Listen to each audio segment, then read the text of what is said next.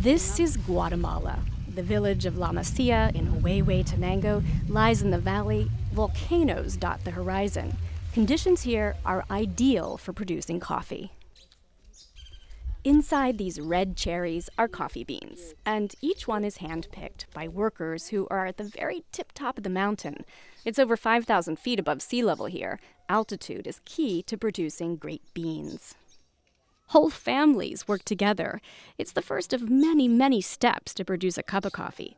The farmers here think that if we can see all the faces and places and processes behind these beans, we may understand why a good cup of coffee costs a few bucks.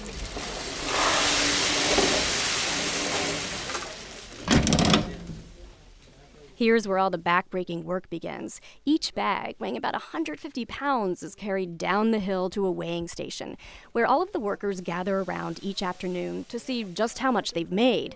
They're paid by the weight. The process of turning this bean into a cup of coffee has just begun. The owner of the farm, Miguelina Villatoro, explains what happens next is the first of many steps to separate the best beans from the rest. This is a good coffee. We have to take a very good care of this. Many steps. And it requires lots of water. These cherries are put through a mill to remove the red pulp.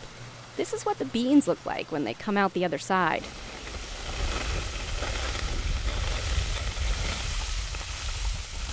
Now, workers rake the coffee beans as they dry in the sun. So now are these beans ready for roasting? Not even close. They've got to be bagged up and weighed again, driven by truck to yet another mill in Guatemala City. Here at the mill, Miguelina takes off her farmer hat and puts on her business hat. She's negotiating here the price of milling her beans.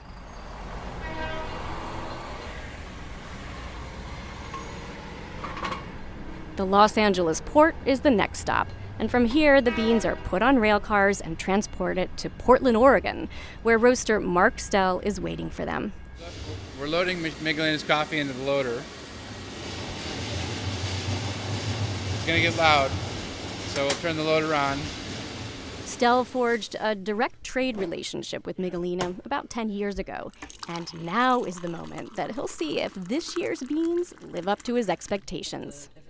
Great coffee is largely about getting the right beans. Stell says these beans have pulled nice, subtle character from the soils of the Guatemalan highlands.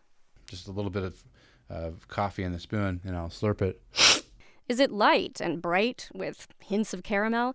This is what Miguelina's coffee's known for. It also makes me salivate a little bit on the sides of my tongue, so that I know there's a sweetness characteristics to it. Within one day of roasting these beans, local cafes such as the Rain or Shine Cafe will start brewing it. And for a 12-ounce cup, we charge $2. Owner Claire Teasdale says there's a lot that goes into a good cup of coffee. If you know the story behind it and you know all of the work that goes into the coffee, and it makes the whole experience of enjoying the coffee a little bit better.